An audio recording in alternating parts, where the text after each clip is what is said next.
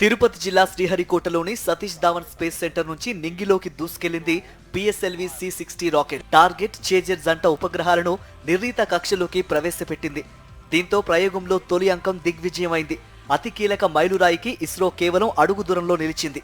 అంతరిక్షంలోనే ఉపగ్రహాలను docking, undocking చేయగల సాంకేతికత అభివృద్ధి లక్ష్యంగా ఇస్రో ఈ ప్రయోగం చేపట్టింది. టార్గెట్, చేజర్ ఉపగ్రహాల బరువు 440 కిలోలు.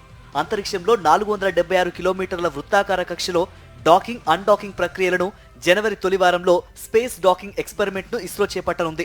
చంద్రమండలం నుంచి చంద్రశిలల సేకరణ, భారతీయ అంతరిక్ష స్టేషన్ ఏర్పాటు, చంద్రుడిపై భారత వ్యోమగామిని దింపడం వంటి కీలక ఘట్టాలను ఈ స్పేడెక్స్ మిషన్ తొలి సోపానంగా మారడం. పిఎస్ఎల్వి C-60 రాకెట్ ప్రయోగం విజయవంతం కావడంతో షార్లో ఇస్రో శాస్త్రవేత్తలు సంబరాలు చేసుకున్నారు.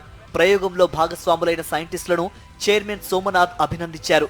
రాకెట్ ఉపగ్రహాలను నిర్ణీత కక్షలోకి ప్రవేశపెట్టిందని సోమనాథ్ వెల్లడించారు. స్పేడెక్స్ శాటిలైట్లను ప్రవేశపెట్టడం మిషన్లో తొలి భాగమన్నారు. డాకింగ్ ప్రక్రియకు మరో వారం పడుతుందని, జనవరి 7న డాకింగ్ జరిగే అవకాశం ఉందని చెప్పారు. ఇది సఫలమైతే అమెరికా, చైనా, రష్యా తర్వాత అతి సంక్లిష్టమైన డాకింగ్ టెక్నాలజీ కలిగిన 4వ దేశంగా భారత్ నిలవనుంది.